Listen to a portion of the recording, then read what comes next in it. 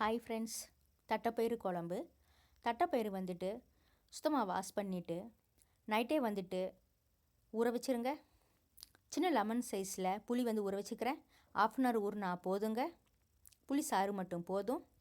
கடாயில் 2-3 table spoon நல்லெண்ணெய் போட்டுக்குங்க.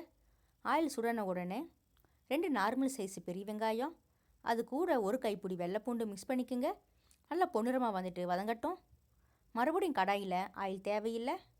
கட் பண்ணி வச்சுக்கிற தேங்காயை மிக்ஸ் பண்ணிக்கோங்க. தேங்காய் நல்லா பொன்னிறமாக வறுத்துக்கலாம். அது கூட 1/4 டேபிள் ஸ்பூனு மிளகுத்தூள் மிக்ஸ் பண்ணிக்கோங்க. 2 வரமிளகாய் பிச்சு போட்டுக்குங்க. நல்லா ஆறட்டுங்க. வெங்காயம் தேங்காய் மிக்ஸி ஜாரில் அரைச்சிக்கலாம்.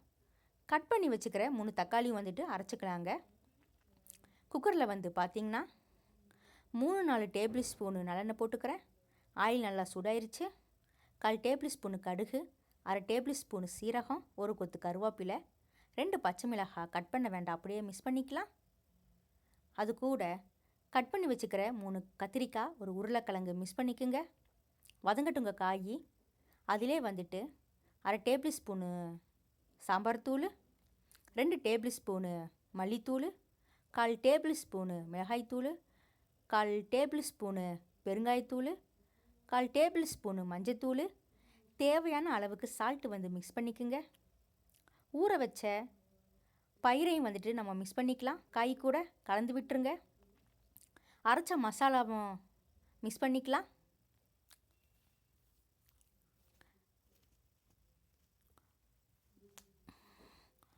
குழம்புக்கு தேவையான தண்ணி மிக்ஸ் பண்ணிக்கோங்க.